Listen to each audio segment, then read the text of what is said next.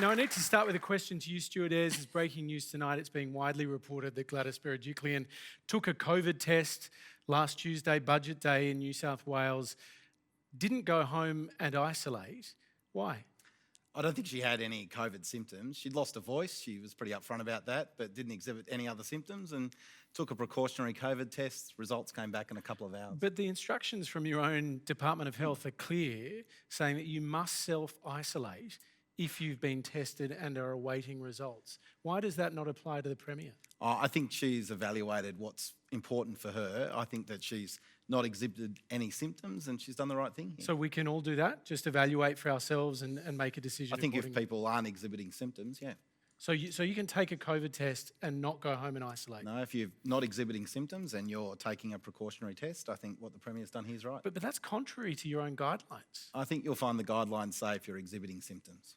No, actually, New South Wales Department of Health guidelines, I've been there tonight, I've got it printed out here, says you must self-isolate if you have been tested for COVID-19 and are awaiting results. So it could not be clearer. Yeah, I think the key point here is that she's gone and taken a precautionary test, but she's not exhibiting any symptoms. She fronts the media every single day. She's lost her voice, probably anticipated that she might get a question. She's gone and done that. I don't think she's put anyone at risk here. Amanda Rose? Oh, well, to be honest, it was during budget time, right? And it is our Premier. And I think we're making a bit of a mountain out of a molehill in this particular instance because, to be honest, I want her to get on with the job and get on with the budget and, because doing what I do, and especially with women, we need as much support.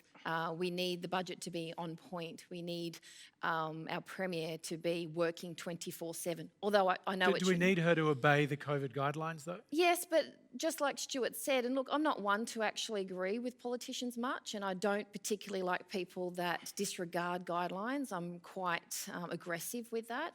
But then I'm also not self-righteous in the sense of saying, in this particular instance, you have to follow the rules down the line, so forth. There are some times we have to say, well, the circumstances were, and I think based on what we've heard, that the fact that she didn't show any symptoms and so forth, then yes, I don't think it's a massive issue. Although, yes, to the everyday person, they're thinking, well, hang on a minute, I have to go and isolate. Why can't you? So I understand that, but then we also need to say, well, this is the Premier and we need to make sure she gets on with the job. So, Richard Marles, a different set of rules apply to our leaders? Well, they shouldn't. I mean, I don't want to have a go at Gladys Berijiklian, and I don't know her side of the story. I'm not exactly sure what we mean by a precautionary test, but obviously these protocols matter. And it's really important that the same rule that applies to everyone out there applies to our leaders. And I don't think anyone can live through what we have in Victoria and be under any illusion as to what's at stake here. I mean, this disease can get out so easily, and so it's really important that there is a consistent set of protocols which just applies to everyone within the community. There was something which led her to have that test, and the protocols are what they are. I mean, just to clarify, because there'll be people at home tonight that are confused about what you should do if you've had a test.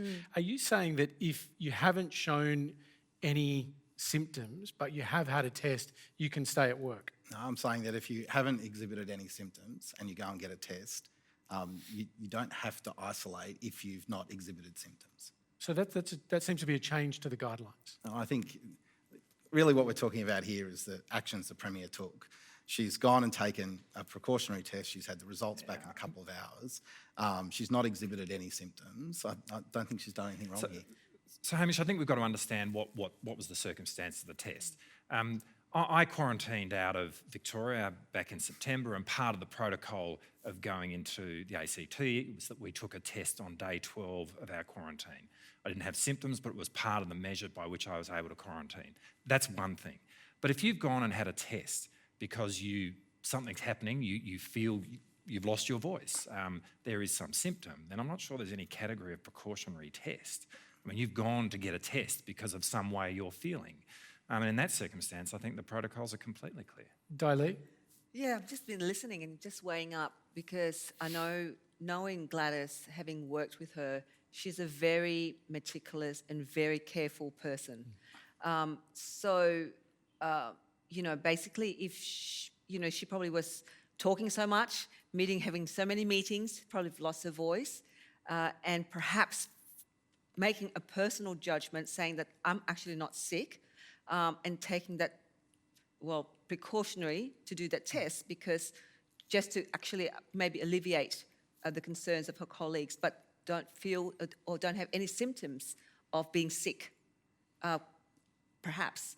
But it's, yeah, it's, I'm not in her shoes. I don't know the circumstances. I think the exciting thing here is that it's going to be updated now, right? The guidelines that if you don't show any symptoms, you don't have to self-isolate, because that's what I'm getting from Stuart. Yeah, I think if you don't exhibit symptoms, you don't have to get a test. There you go. Yeah, but we're not updating guidelines on Q&A. No. I mean, our guidelines are done by our text? our medical advisors, and they come up with the protocols. It's not we don't have the power to change them right here. But the minister, who's one of Gladys Berijiklian's closest allies, seemed to be saying that there are some different rules here. No, I'm saying if you don't exhibit symptoms, you don't need to get tested. I think Gladys is allowed to go and have a test. I don't think she's put anyone at risk here. I completely agree with Di. She's meticulous in the way that she approaches her work. The concept that Gladys would make a decision that put anyone that she's near, a colleague, a friend, at risk, I just completely reject that principle. Okay.